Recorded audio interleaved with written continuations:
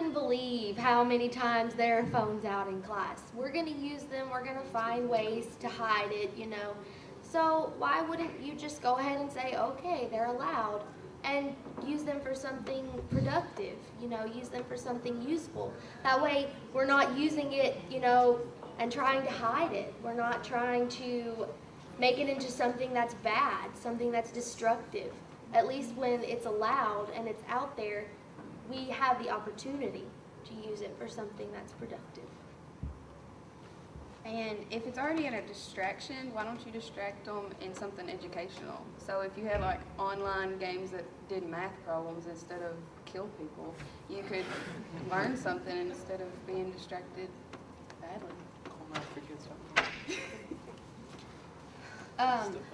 When a student has their phone at school, there's really no point because you're with all of your friends. You have no one to be texting but your mom mainly. So Guilty. it's not really, I've seen kids that have their phone at school and, you know, it's not allowed, but they do it anyways, just to look cool or just to say that they have a phone and they have it in school. Whether they use it for texting or not, it doesn't matter because they're probably not texting the person right beside them or else that's really stupid. And so, like she said, if you're going to have a cell phone, why not use it in a productive way instead of just texting people when you could just tell them or say something. So I think that cell phones should be allowed because kids are going to have them whether they're supposed to or not. Anybody else? Down there on the end. Down there on the end.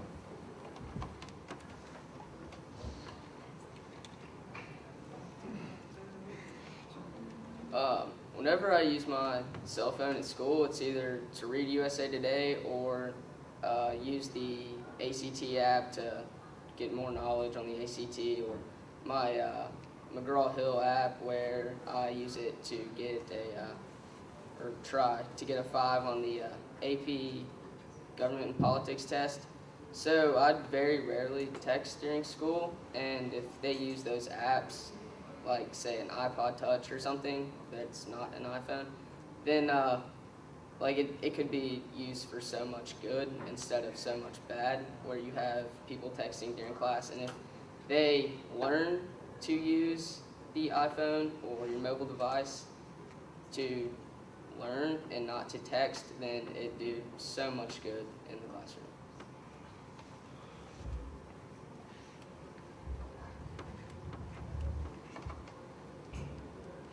Someone else going to say? Okay.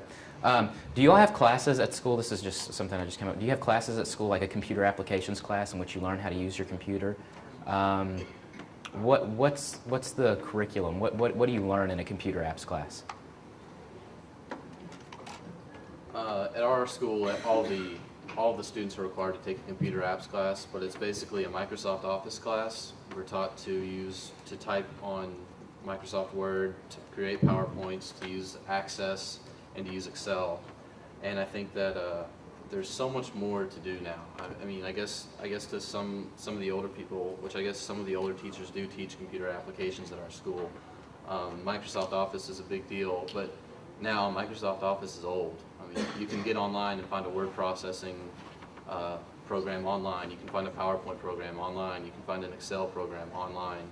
So I think that there are so many other things you could do. There's a note card website that I use to create note cards. There's Prezi, where you can create presentations. There's so many things online that you can do, and I think that we just need, our computer apps class could improve so much if we left this Microsoft Office section and moved into some of these cutting edge websites and programs that have kind of developed in the last 5 to 10 years.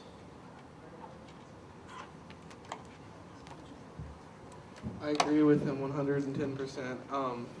I think that computer apps classes need to be improved, and I don't know what's the word I'm looking for. We can take the next step in it. Like you said, stop just doing Office, graphic design, web design, all that stuff. Glasgow High School used to have a really good teacher that taught that, and then she retired this past year, and she wasn't replaced, and it crushed me that she wasn't replaced, and we lost that department in our school. I think that schools that have those programs open a whole new field of career opportunities for students that want to want to go into that field. But if your high school doesn't have programs like that, how are you going to prepare yourself for college? Who wants it next? Anybody else? Okay. Well, I'm just in middle school, and as a middle schooler, I can say that I already know that I have more computer classes than some of the people here. There was one quarter in particular where I had 2 tech classes a day. We have 7 class periods every day, and you're required to have at least 1 computer class, like you said. But this is the brand new school that I go to. It's called South Warren. It's the first year it's ever been opened, and we're really advanced on our technology. There's a lot of new things that go on at this school, and not only do we focus on computers in just technology class, but we also have a graphic design class and like math classes that you can take just online. And there's so many opportunities here that other schools don't have. I have an extended technology class, which is also like STLP. We have a news show that we put on every once in a while, and we make pieces on the computer. But at the beginning of the year, we had to learn how to use iMovie and iWeb and Pages and Keynote and all of the apps on Mac, but we don't really learn anything about PCs because our school focuses on just Apple products mainly. So I think that my school is really advanced in technology, but over this year so far, I've had 5 technology classes. So I think that it's really a great opportunity. Let's move on to another section. This is just an advice section for education in general. We've already talked about a little bit about what teachers should be doing with technology. Do you all have any more advice on how to tell this body how teachers can incorporate more technology into the classroom? We talked about computer apps. Maybe you talked about web design. What about presentation? How to teach? Because I know in my AP language class, we had to make a multimodal video in which we had to take a word and describe how that word defined us. And there were kids in my class, seniors in high school, who did not know how to work Microsoft Movie Maker. And I feel like that is something that could be improved upon, is teaching kids how to present topics in an innovative way. What Sean said just sparked something in my head. We need to teach kids about that there are other programs beside Microsoft Office, PowerPoint, Excel, Word. Like you said, Movie Maker. I didn't know about Movie Maker until my freshman year in high school when I took a summer school course with Mr. Polson. But I think that if kids knew about all these great programs like iMovie, GarageBand, I love GarageBand on Apple computers, that they just, so much cool stuff could come of that and they could experience so much more. Would you all have any advice you would give to new teachers on, this doesn't have to be on incorporating technology. This is just on the classroom in general. Any advice for new teachers? For a new teacher, I would advise them to look past what you was taught, how you was taught, into other realms of teaching, and how to individualize your lesson plans to fit the individual person. Because I know when you all went to school, it was probably just you sat down and had a book in front of you and was lectured, and that's how some of my classes are today. But I think we need to get on to a more individualized basis into every person, because every kid has a different learning style. And we all know that because we're all different people.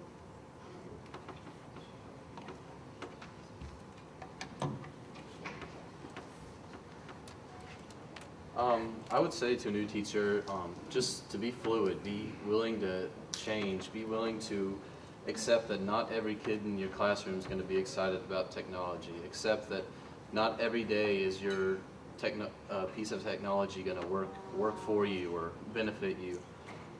Just don't be rigid. You know, work with everybody. Try. I think that seeing a teacher that's working with students and actually caring and trying to make these students better, make them score higher on their tests, make them get better grades, get them into better colleges.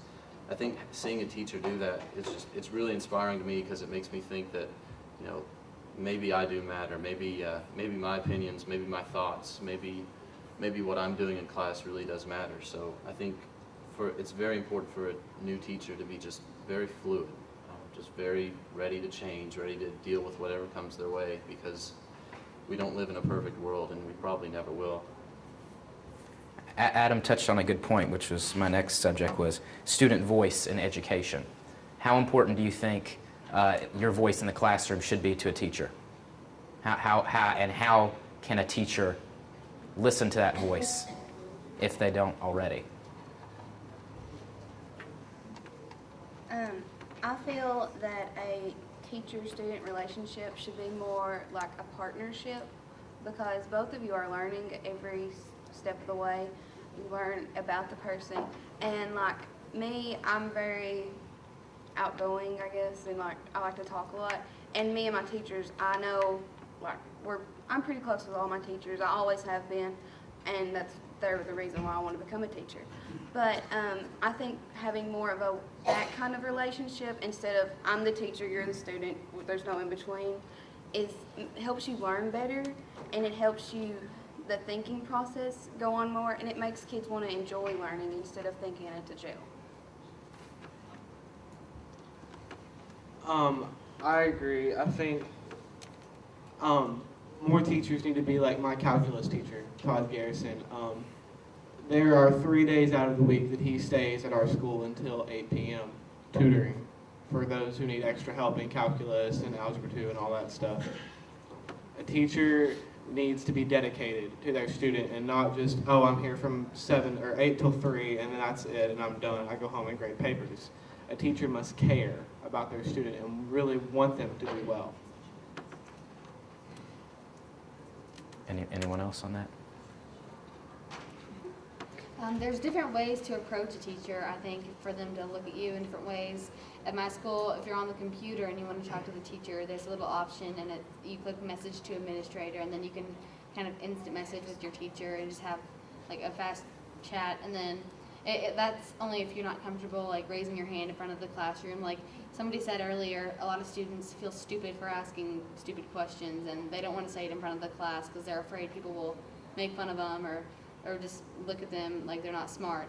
So that's why a lot of kids use the messaging to administrator computer option, and I think that's a great advancement to have, because a lot of teachers, they don't want their students to feel like they aren't learning and that they can't ask questions. They want to have an open relationship with their students, so I think that's a great thing to have. I'm not sure what it's called. All I know is that I know it's on the Mac computer, and what is it? Apple Remote Desktop. Okay, so yeah, that's what it's called. We have Vision Client, so I just was wondering. How do you feel about forums like these? Are these good? I mean, I think that goes without saying that a lot of people say that students don't care about education, that we just want to get in, go our 8 hours a day, and then leave, and then do whatever we want after school. But I think this group in particular shows that we do care about education. We want to help you help us, but we can't do it without things like these. And I think more environments, more forums like these would be a great way in order to do that. Would you guys agree with that? I think that even in a classroom setting, it would be hard, but that you should have a question and answer session with your students at least like once a month, where you get feedback on how you're teaching, how you're learning, and they can tell you what they like, what they don't like, to help them have a better learning environment, a learning experience. And then they also feel involved in the classroom, and they feel like their voice is heard then.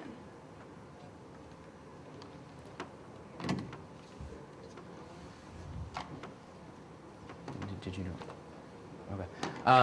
Well, that leaves about 30 minutes left for Q&A with you guys. Hopefully you all have some questions, because things like this don't happen very often. So do you all have any questions for us? Dr. Shelton. I'd like to hear more about your views about textbooks. I hear from a lot of teachers that they think that we can't do without textbooks until they're all digitized and all online. And I disagree with that. I don't even think textbooks are really that necessary. I think there's enough tools available online that we don't need them. But I'd like to hear your thoughts about the uses of tools online rather than using textbooks to get away from the 40 or 50 pound backpack that you talked about earlier. Textbooks are essential in some classes, but I don't think they're essential in all classes, because I know it's hard for me to read a textbook on a computer because I like to highlight stuff and write on my paper and stuff. But I just think that in some classes it would be essential, but in others you could eliminate them. Like in a math class, a textbook is really not used as much as you think. It just has your problems, and that would be the same as getting on a special game and have problems there. The other way. Yeah, I do agree with her. Textbooks are necessary in some classes, but I mean, Apple shortly will be coming out with a complete textbook store where, like, you have your iPad or your iTouch, and your textbook will be on the computer. And personally, I like reading better on an iPad or an iTouch. And you can highlight stuff on there. You just have to learn how to do it. But like math, you probably do need a textbook because of homework and getting those problems in. But English, that's not really necessary. I mean, there's packets and stuff online that you can utilize in your classroom. And but textbooks are outdated, I guess. But that's my opinion. So the vibe I'm getting is that we would like more more technology like textbooks Yeah. than physical Yeah, books. I don't like carrying around a backpack with 5 books in it. It weighs me down, and I'm a little fella anyways. So.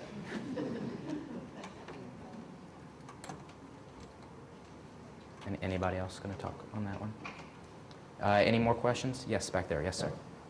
Back to devices a minute. I'm not a salesman. It may sound like it time I get done. With this device, I can get to any website that uses Flash. So a lot of the educational websites like Starfall. As mentioned about the keyboard, has a USB port. I can plug in a full-size keyboard to it or mouse. I can get to SkyDrive and create a new Word document, a PowerPoint document, an Excel document. Can you think of anything what would you want to see on the device? And I'm trying to figure out if this device will do that. Any other things that you can think of that you... What type of functions or features would we like to see on a device? Like Adam said, he'd like a physical keyboard for his big hands. What are some other functions that you'd like to see?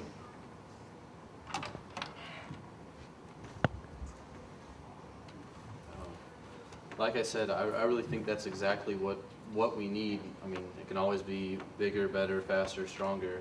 I mean, I like the whole idea of having some type of a webcam on it. I know that the new iPad 2 has a webcam on it, has a camera on it. But that's kind of the direction I'm looking at. I really think that the tablet computer, it can do pretty much anything a computer can do. I know that on the iPad you can't look at Java type files, and I'm sure that eventually something will change and it'll get better, or there'll be another tablet that can. I'm sure there's just small little compatibility errors, and so they're going to have to slowly hammer out those bugs. But like I said, in 5-10 years, I think that will be the face of education. It'll be a tablet computer just like that. But right now, I can't really think of anything that I would add differently other than making it more compatible, making sure that each one had some type of webcam or some type of camera function. I also think, and I don't know, I know the cost seems kind of big, but I know in Owensboro we just got 3G, and I think that finding some way, maybe making a deal with AT&T or finding some type of partnership, I'm sure there's some way we could do it. That way all students could always have access to the internet through a 3G connection. I know asking each family to have Wi-Fi might be kind of a stretch, but I know that if we could find some way to make a partnership, having 3G or some type of some type of phone internet would be a really big plus as well. I have a follow-up question. We all have our preferences. What do you think of schools allowing students, if they want to bring an iPad, fine. If they want to bring an Android pad, fine. Just kind of allowing students to bring their own devices. How do you guys feel about allowing students to bring their own devices to school? Like I said earlier, I have an extended technology class, and we make web shows or TV shows for the school to see. So there have been days where I've brought in my laptop, and it's been perfectly okay. I keep it up in the technology room all during the day, and then that's my 7th period. So when I get to that class, I go and get it, and then I'll just do the work on there that I need to do. And then I have a friend in that class, and he always brings his iPad because he has to sync files from his iPad to the computer to put onto the news show. So there's different things that you can bring that the school allows. I think the main one that is not allowed is a phone, but all the other ones are okay. I really think that's a great advantage to have because that's saved me so many times, getting to bring in my own personal laptop if I have a file or something on my computer that I want to get to the school. Down there.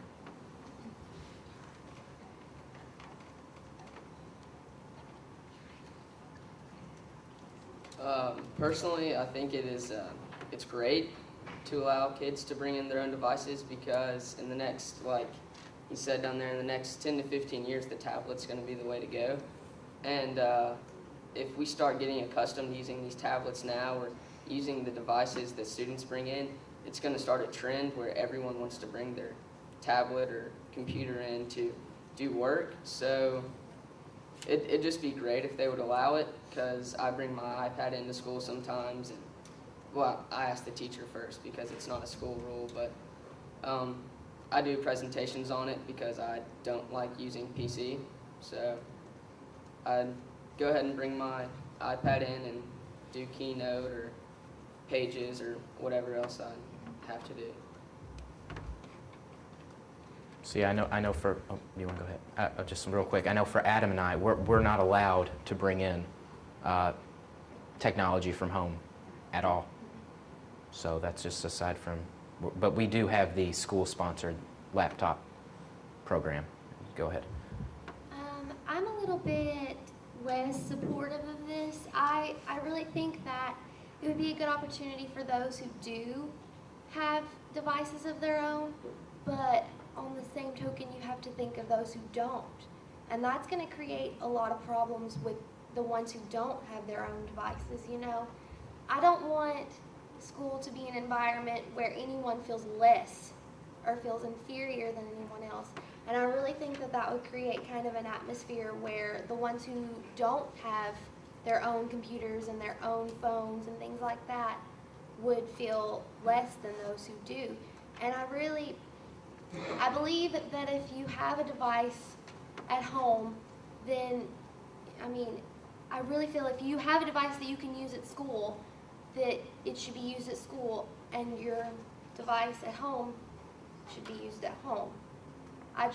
I'm a little less for that, but I'm a little biased also because we have the Macs at my school and we're allowed to take them home every day. Most are allowed to, but also we have a day user program where the people who can't afford to pay the insurance, they aren't allowed to take theirs home. And I don't know, there are some people who, they use their school computers at home, and so it's not really necessary for them to bring their home computers to school. So I'm just a little bit in the middle about that. But I just wanted to bring that to light as well. Anyone else on that? Did that answer your question? Any more? Yes, sir, in the back. Just a follow-up to the ones who can bring their devices, their personal devices to school. Can you connect to the network and to the internet, or is it just you can bring the device to work on whatever's on that device? At Glasgow, it would be great if we could connect to the network and tap into our student files. But at Glasgow, we are allowed to get onto the internet. Our school, we have a guest Wi-Fi network at Glasgow. which are subject to all of the same school blocks, all that jazz. But we do have access to the internet when it works, but we don't have access to our student files, which is a negative side to it. I wish more often when I bring it in, I was like, oh gosh, that's on my H drive. I wish I could get to that and work on it. But yes, when I bring my MacBook to school, I don't really find many issues with it other than not being able to tap into my student file. I mean, I feel like at my school there's a lot of hoops that you have to jump through in order to get to the your W drive or the H drive. I feel like it's very complicated. Did you have something you wanted to say? We are allowed to get onto the internet. I think we just have to set up the proxy, have somebody set up a proxy, and then, so we're still under school code and everything, and that's just how.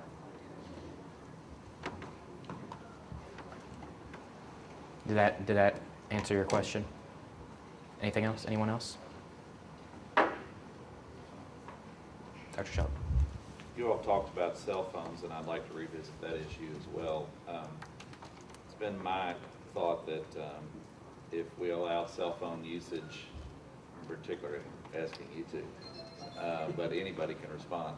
But if we allowed cell phone usage before school, between classes, during lunch, after school, that we'd probably have a lot less problems with inappropriate usage of it during class or during other times. And do you think that's something we ought to try? And if any schools have anybody up there who's using, has a different policy than what we do,